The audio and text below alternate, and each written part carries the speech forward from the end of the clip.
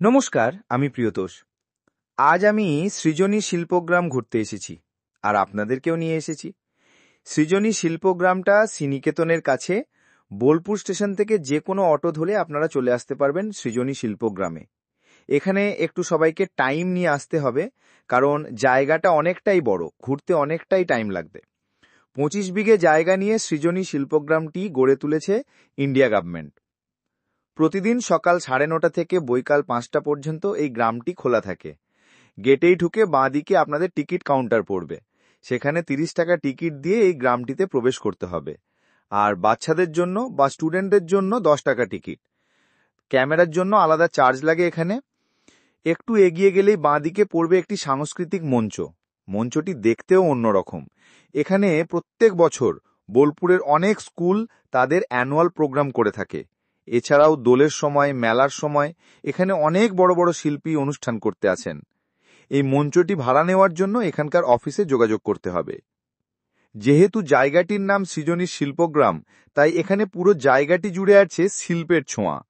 প্রবেশপথ থেকে শুরু করে অনুষ্ঠান মঞ্চ, এছাড়াও যে সমস্ত কুটিরগুলি আছে, সেখানে প্রত্যেকটিতেই আছে শিল্প।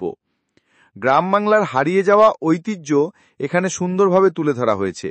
তার সাথে আছে পশ্চিমবঙ্গ সহ পশ্চিমবঙ্গের প্রতিবেশী রাজ্যগুলি, এছাড়াও মণিপুর ও আন্দামান নিকোবরের প্রদর্শনী। এই রাজ্যগুলির জন্য একটি করে কুটির আছে। সেখানেই আছে এই রাজ্যগুলির বস্ত্র, বাদ্যযন্ত্র, বাসন, প্রিন্টিং, অস্ত্র, শিল্প।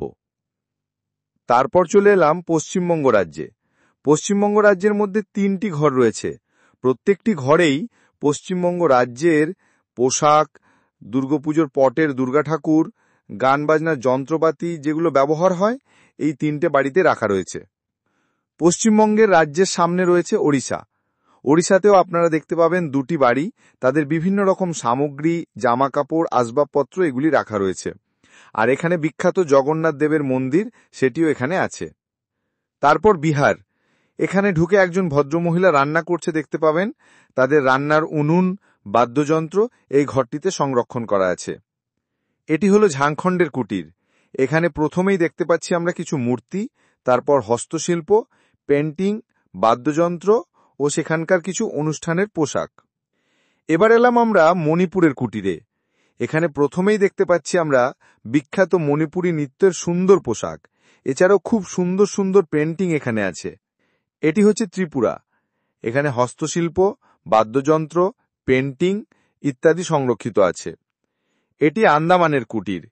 সেখানকার কালচার, পোশাক, অস্ত্র ইত্যাদির নমুনা এখানে খুব সুন্দরভাবে রাখা আছে। এটি নিকোবরের কুটির। পুরো কুটিরটি বাঁশের নির্মিত। এই কুটিরটি একমাত্র সিঁড়ি দিয়ে উপরে উঠতে হয়। এখানে নিকোবরের কালচার, তাদের ব্যবহার করা অস্ত্রের নমুনা, বিভিন্ন ধরনের মূর্তি সংরক্ষিত আছে। এতগুলি কুটির ঘোরার পর একটু বিশ্রামের জন্য সুন্দর এই পুকুরের পাশে বসার জায়গা আছে। বর্ষাকালের জন্য চারিদিকটা সবুজে ঢাকা এখন। এরপর আমরা সৃজনী শিল্পগ্রামের কুটিরের বাইরে আরও অনেক কিছু দেখার জিনিস আছে, সেগুলি ঘুরে দেখব। গ্রাম বাংলার হারিয়ে যাওয়া অনেক শিল্প, অনেক লোকসংস্কৃতি এখানে সুন্দরভাবে তুলে ধরা হয়েছে। যেমন ঢেকিতে ধান ভাঙা, পালকিতে করে বউ চলে যাওয়া, পুতুল নাচ, তাঁত শিল্প, এছাড়াও অনেক কিছু আছে। গ্রাম বাংলার লোকৈত উৎসবগুলি এখানে সুন্দরভাবে তুলে ধরেছে।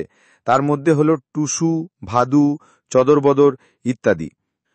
টুসু হলো একটি লোকৈত উৎসব যা বাঁকুড়া, পুরুলিয়া, মেদিনীপুর, বর্ধমান প্রভৃতি জেলায় পৌষ মাসে অনুষ্ঠিত হয়। কোথাও টুসুর মূর্তি থাকে, কোথাও নিরাকারে টুসু পূজা হয়। শস্য দেবী বলে কোথাও লক্ষ্মী প্রতিমার সাথে মিলও খুঁজে পাওয়া যায় টুসু পূজায়। এই পূজায় না আছে কোনো মন্ত্র, না কোনো বৈদিক আচার। গানই এর মুখ্য অবলম্বন। সমাজ জীবনের হাসি, কান্না, দুঃখ, বেদনা, বিবাদ, বিসম্বাদের তাৎক্ষণিক প্রকাশ ঘটে টুসু গানে। বাঁকুড়া, পুরুলিয়া, বর্ধমান, বীরভূম, মুর্শিদাবাদ প্রতিটি জেলায় ভাদ্র মাসে ভাদুমণির মূর্তি নিয়ে শিল্পীরা পথে দুয়ারে ভাদু গান করে বেড়ায়। কুটুম কাটুমকে বলা হয় ফেলনা জিনিসের খেলনা। আমাদের আশেপাশে পড়ে থাকা গাছ, গাছের শিকড়, ফল, ফলের বীজ ইত্যাদি থেকে শিল্পী খুঁজে পান শিল্পের উপাদান। এইসব জিনিসগুলি থেকেই জোড়া লাগিয়ে বিভিন্ন ধরনের মূর্ত বিমূর্ত শিল্পের সৃষ্টি করে। একে বলা হয় কুটুম কাটাম। লোকায়ত জীবনের সঙ্গে জড়িয়ে থাকা লোকশিক্ষার অন্যতম মাধ্যম হল পুতুল নাচ। এমনই এক ধরনের পুতুল নাচ হল চাদর বাঁধনি, সাঁওতালি ভাষায় পরিচিত নাম চদরবদর নামে। এখানে একটি ছোট্ট মেলা বসে, সেখানে সব হাতের তৈরি জিনিস বিক্রি হয়। কাঁথা স্টিচ, বাতিকের তৈরি জামা কাপড়, হাতে তৈরি জুয়েলারি, বাচ্চাদের জন্য খেলনা এখানে বিক্রি হয়। হাতে লেখা টি শার্টও বিক্রি হয় এখানে, এবং সেই লেখাটা নিজের পছন্দ মতো করা যায়। মেলার পাশেই বাউল গান হচ্ছে। সৃজনীতে বিভিন্ন রকমের মূর্তি চারিদিকে দেখা যায়, তার মধ্যে লর্ড বুদ্ধার মূর্তিটি সবথেকে বড়। যারা শান্তিনিকেতন ঘুরতে আসবেন তারা অবশ্যই সৃজনী শিল্পগ্রাম একবার ঘুরে যাবেন। এখানে দেখার অনেক কিছু আছে, তার সাথে একটা সুন্দর পরিবেশ এখানে পাবেন। আজকের ভিডিওটি এই পর্যন্তই থাক। সবাই ভালো থাকবেন, সুস্থ থাকবেন।